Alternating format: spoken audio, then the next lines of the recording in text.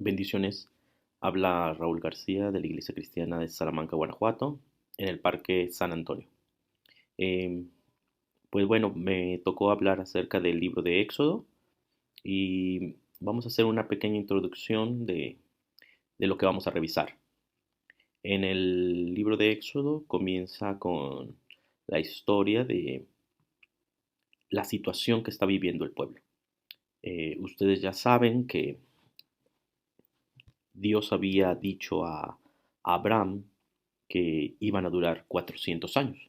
Lo leyeron seguramente en el libro de Génesis, en el capítulo 13, no, 15, versículo 13, en donde les decía, ten por cierto que tu simiente será peregrina en tierra no suya, y servirá a los de allí, y serán por ellos afligidos 400 años.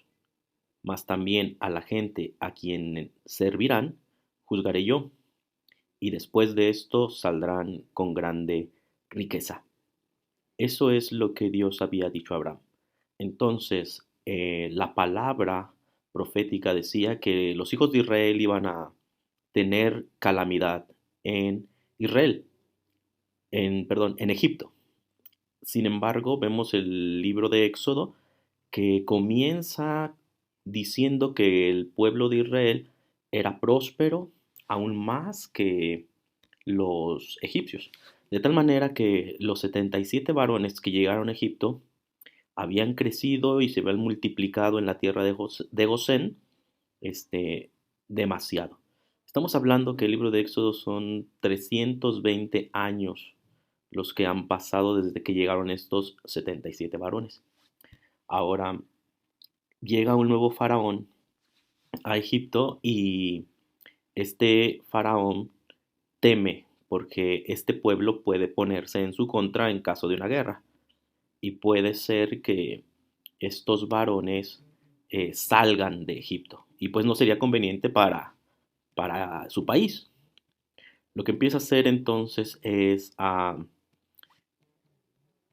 imponer cargas, empieza a obligarlos a construir sus ciudades. Les amargaron la vida, dice ahí, los egipcios a los eh, hijos de Israel. También les dice ahí que los obligaron a hacer barro y ladrillos. eh, Labraban las tierras de los egipcios. Era verdaderamente difícil.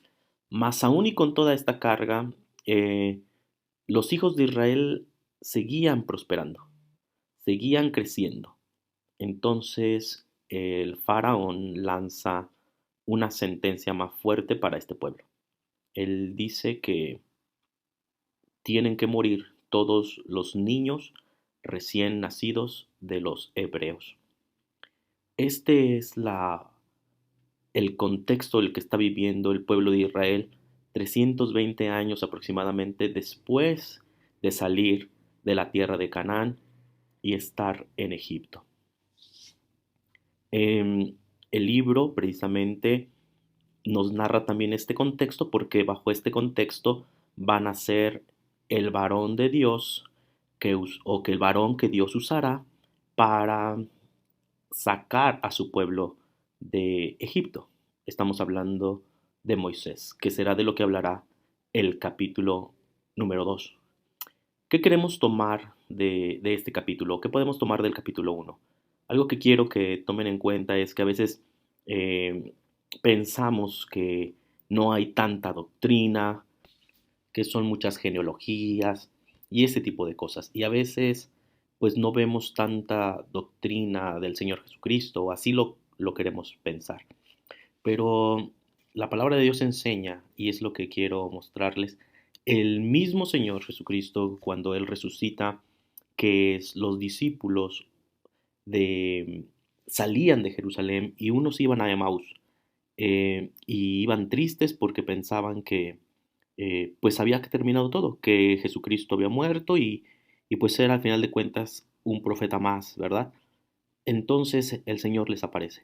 Y vean lo que dice Lucas capítulo 24, versículo 27, en donde dice, y comenzando desde Moisés y todos los profetas, declarábales en todas las escrituras lo que de él decían. Entonces, cuando se refiere a Moisés, está hablando de Génesis, Éxodo, Levítico, Números, Deuteronomio, los 5 libros de Moisés, a lo que llamamos el Pentateuco. Y los profetas, pues son los libros que escribieron Isaías, Jeremías, que van a leer un poquito más adelante.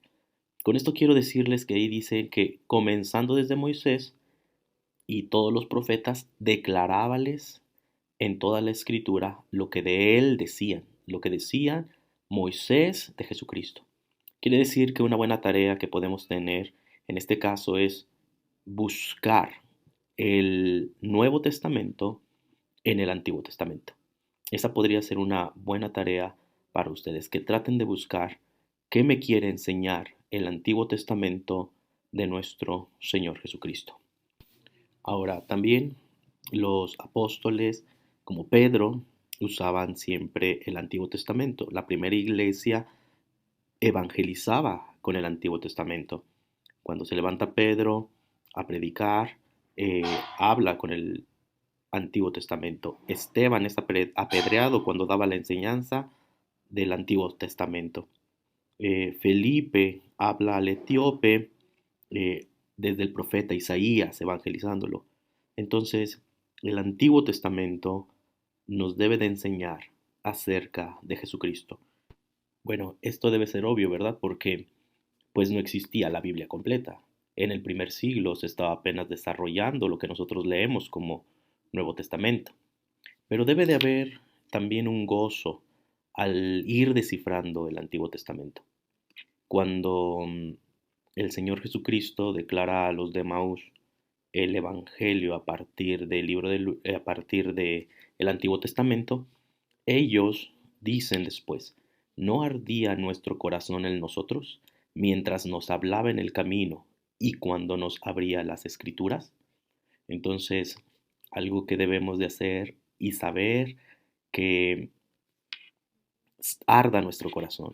Creo que es algo que se va a generar de manera automática cuando nosotros vayamos descifrando, aprendiendo, vayamos encontrando a Cristo en el Antiguo Testamento. Serán como pequeñas joyas que irán a nuestro corazón alentándolo cada vez que se nos revele algo de la Escritura.